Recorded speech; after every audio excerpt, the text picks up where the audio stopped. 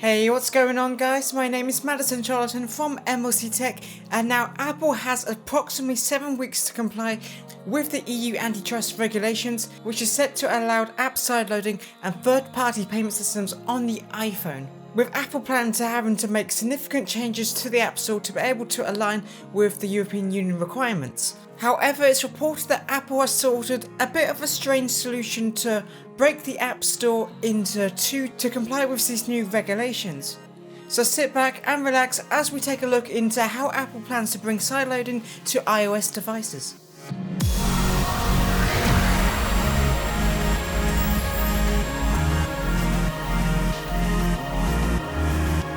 So apparently Apple's solution to comply with these new regulations is to break the App Store into two, which that's a bit obscure in what they mean by that.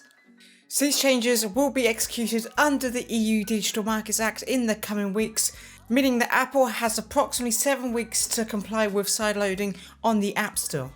And while this has seen a lot of mixed reactions out there, it means developers can finally promote their apps out of the App Store, and additionally they'll be able to use third-party payment systems instead of going through Apple's payment processor, which takes about a 30% cut of all revenue that is processed through their payment system. Apple is still yet to go into detail to how they will adapt the App Store to comply with these standards. It's a bit strange how the only news we have on this topic is that they will split it into two.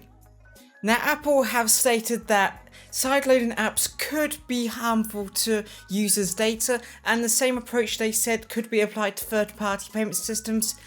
However, Apple's approach to sidelining apps on their iPhone could be implemented in a way which could still bring protections to prevent malicious apps from being installed on the iPad or iPhone.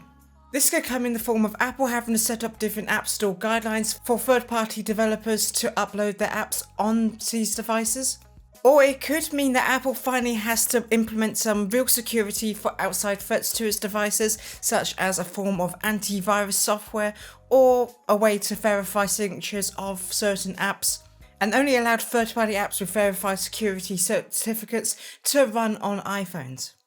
But I would like to go through an idea that I had for how Apple could implement sideloading while still offering protection to its devices and data Apple claims they've been gardening in their walled garden for so many years.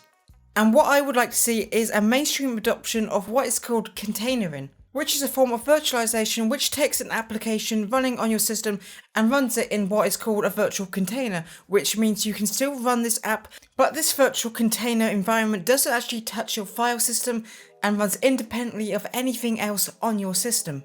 This is a great way to implement security, as it means this virtual container doesn't see what's on your system, and also it can improve security as well, your system doesn't see what's in this virtual container, so it's a much better way to contain your privacy on your devices. And this also improves security, as if you were to download a malicious app on your phone, it means as it's running in this virtual container, it's not going to wreak havoc on the rest of your system, it's not going to steal all your data, as it is still running in this self-contained environment. Though the downside to taking this approach means that you'll be locked out of other integrations that a lot of iPhone users actually favour, such as all of the integration with all the other Apple services, Apple Pay, Face ID, all of the other ease of use implementations that iPhone lovers have come to use. As these environments will be essentially shelled away from each other, it means there won't be that open communication between all of your services and devices and apps. So that could be a potential downside as to why an iPhone user might not want to take this approach for sideloading. As let's be real, the main reason why people buy iPhones is that integration and ease of use. They don't really care about doing too much more with the devices, opposed to just downloading a few apps they like and having them all work together and have almost seamless integration with their services and products. Personally, I think this is a great move for the direction of iOS, as it allows more freedom on your phone to essentially just do what you want with your phone, instead of being so locked down in a certain walled garden. Though I will note for me personally, I'm not so much interested in being able to sideload apps on iOS, as the main reason why I have an iPhone is because I just want one device where it just works, it's simple, I don't have to think at all about it. Whereas if I want to get stuck into all my technical development work, then I have my Linux and Windows systems, and also I do development on MacBooks as well. So when it comes to my mobile device, that is the only device that I actually want to actually have a dumb, simple experience, because I dive into so many technical aspects on all of my other devices. So it's nice to just be able to go to a simple, dumb phone that I can just pick up and just go, oh, I just want to do this one thing, and I can just relax and not have to think about all of the technical aspects or the other additional steps, as I already do all of that on a daily basis when it comes to all of my other work as it is. But hey, look on the bright side, it means Fortnite might finally return to iPhones, so if you like Fortnite and iPhones, I guess good for you. But then again, Epic Games did a complete boycott of Apple, even going as far as removing support for macOS as well. We're still unsure with how Apple will split the App Store into two, but it's going to be very interesting to see the approach that Apple takes to comply with these new standards. Anyway, that's going to be it for today's video. Let me know all of your thoughts and opinions on this topic in the comments down below. Do you think that sideloading is going to be a great thing for iOS? And are you personally interested in having the ability to sideload apps on iOS? Let me know all of that in the comments down below.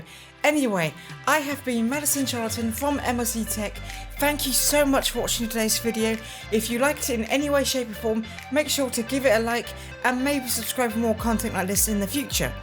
Anyway, thank you so much for watching, and I hope to see you in another video soon. Goodbye for now.